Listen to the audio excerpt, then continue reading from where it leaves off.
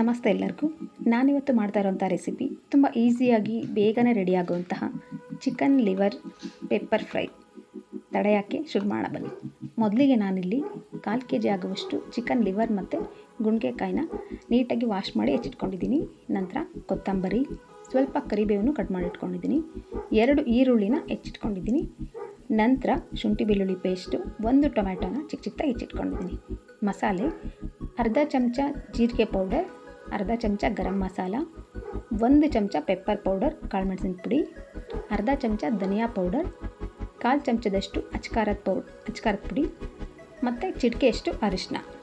ನಾನಿಲ್ಲಿ ಯಾವ ಸ್ಪೂನಲ್ಲಿ ಈ ಮಸಾಲೆನ ತೋರಿಸ್ತಾ ಇದ್ದೀನಿ, ಇದೇ ಸ್ಪೂನ್ ಅಳತೆನಲ್ಲಿ ನಾನು ಇದನ್ನೆಲ್ಲ ತಗೊಂಡಿರೋದು. ಮೊದಲಿಗೆ ನಾನಿಲ್ಲಿ ಪ್ಯಾನ್ನ ಬಿಸಿ ಮಾಡೋಕ್ಕಿಟ್ಟಿದ್ದೆ. ಇದಕ್ಕೆ ಗುಂಡ್ಗೆಕಾಯಿನ ಸೆಪ್ರೇಟಾಗಿ ಫ್ರೈ ಮಾಡಿ ಸ್ವಲ್ಪ ಬೇಯಿಸ್ಕೊಳ್ತೀನಿ. ಯಾಕೆಂದರೆ ಲಿವರ್ ಬೇಗ ಬೆಂದ್ಬಿಡುತ್ತೆ, ಗುಂಡ್ಗೆಕಾಯಿ ಅಷ್ಟು ಬೇಗ ಬೇಯಲ್ಲ, ಗಟ್ಟಿಯಾಗಿ ಸಿಗುತ್ತೆ. ಹಾಗಾಗಿ ಇದನ್ನು ಫಸ್ಟು ಫ್ರೈ ಮಾಡ್ಕೊತೀನಿ. ಇದಕ್ಕೆ ನಾನಿಲ್ಲಿ ಸೆಪ್ರೇಟಾಗಿ ಏನು ಎಣ್ಣೆ ಆ್ಯಡ್ ಮಾಡ್ತಾಯಿಲ್ಲ, ಯಾವ ಆಯಿಲು ಸೇರಿಸಿಲ್ಲ. ಇದರಲ್ಲೇ ತುಂಬ ಜಿಡ್ಡಿನಂಶ ಇರುತ್ತೆ, ಅದೇ ಕೊನೆಗೆ ಎಣ್ಣೆ ಬಿಟ್ಕೊಳ್ಳುತ್ತೆ. ಇದಕ್ಕೆ ನಾನು ಚಿಟಿಕೆಯಷ್ಟು ಅರಿಶಿನ, 1/4 ಚಮಚದಷ್ಟು ಉಪ್ಪನ್ನ ಸೇರಿಸ್ತಾ ಇದ್ದೀನಿ. ಇವೆರಡನ್ನೂ ಚೆನ್ನಾಗಿ ಮಿಕ್ಸ್ ಮಾಡಿಕೊಂಡು ಇನ್ನೊಂದು ಸ್ವಲ್ಪ ಹೊತ್ತು, ಸ್ವಲ್ಪ ಹಸಿ ಇದೆಲ್ಲ ಹಾಗೆ ಇರುತ್ತೆ, ಅದೆಲ್ಲ ಕಡಿಮೆ ಆಗೋವರೆಗೂ ನೋಡಿ ಸ್ವಲ್ಪ ಈಗ ಬೆಂದಂಗೆ ಕಾಣಿಸ್ತಾ ಇದೆ. ಇಷ್ಟು ಫ್ರೈ ಮಾಡಿಕೊಂಡು ಇದಕ್ಕೆ ನಾನು ಒಂದು ಅರ್ಧ ಕಪ್ ಆಗೋಷ್ಟು ನೀರನ್ನು ಸೇರಿಸ್ತೀನಿ. ದೊಡ್ಡ ಲೋಟದಲ್ಲಿ ಅರ್ಧ ಕಪ್. ನಿಮಗೆ ಗ್ರೇವಿ ಥರ ಬೇಕು ಅಂದರೆ ಇನ್ನೂ ಒಂದು ಅರ್ಧ ಕಪ್ ಎಕ್ಸ್ಟ್ರಾ ಸೇರಿಸ್ಬಹುದು. ನಾನಿಲ್ಲಿ ಸ್ವಲ್ಪ ಡ್ರೈ ಆಗಿ ಮಾಡ್ತಾಯಿದ್ದೀನಿ, ಹಾಗಾಗಿ ಅರ್ಧ ಕಪ್ ಸೇರಿಸ್ಕೊಳ್ತಾ ಇದ್ದೀನಿ. ಕೊನೆಗೆ ನೀರೆಲ್ಲ ಕಡಿಮೆ ಆಗುತ್ತೆ. ಈಗ ನಾನು ಲಿಡ್ನ ಕ್ಲೋಸ್ ಮಾಡಿ ಒಂದು 5 ನಿಮಿಷ ಬೇಯಿಸ್ಕೊಳ್ತೀನಿ. ನೋಡಿ 5 ನಿಮಿಷ ಆಗಿದೆ, ಸ್ವಲ್ಪ ಬೆಂದಿದೆ. ನಿಮಗೆ ಕಾಣಿಸ್ತಿರ್ಬೋದು ಎಣ್ಣೆ ಎಲ್ಲ ಬಿಟ್ಕೊಂಡಿದೆ. ಸೊ ನಾನೇನು ಎಣ್ಣೆ ಸೇರಿಸಿಲ್ಲ. ಇಷ್ಟು ನೋಡಿ ಟೆಕ್ಸ್ಚರ್ ಚೆನ್ನಾಗಿದೆ. ಈಗ ನಾನಿಲ್ಲಿ ಲಿವರ್ನ ಸೇರಿಸ್ತಾ ಇದ್ದೀನಿ. ಲಿವರ್ನ ಚೆನ್ನಾಗಿ ಮಿಕ್ಸ್ ಮಾಡ್ಕೊಳ್ತೀನಿ. ಲಿವರ್ ಸ್ವಲ್ಪ ಅದ್ರ ಜೊತೆಗೇ ಬೇಯ್ತಾ ಇರುತ್ತೆ. ಈಗ ನಾನು ಇದಕ್ಕೆ ಹೆಚ್ಚಿಟ್ಕೊಂಡಿರೋಂಥ ಈರುಳ್ಳಿ ಮತ್ತು ಟೊಮ್ಯಾಟೊನೂ ಸೇರಿಸ್ತಾ ಇದ್ದೀನಿ. ಎರಡನ್ನೂ ಒಟ್ಟಿಗೆ ಸೇರಿಸ್ತಾ ಇದ್ದೀನಿ. ಅದು ಚಿಕನ್ ಲಿವರ್ ಜೊತೆಗೇ ಚೆನ್ನಾಗಿ ಬೆಂದೋಗ್ಬಿಡುತ್ತೆ, ಗೊತ್ತಾಗಲ್ಲ ಬೇಯೋದು. ಸೆಪ್ರೇಟಾಗಿ ನಾನು ಈರುಳ್ಳಿ ಮತ್ತು ಟೊಮ್ಯಾಟೊನ ಫ್ರೈ ಮಾಡ್ಕೊಳ್ತಾ ಇಲ್ಲ.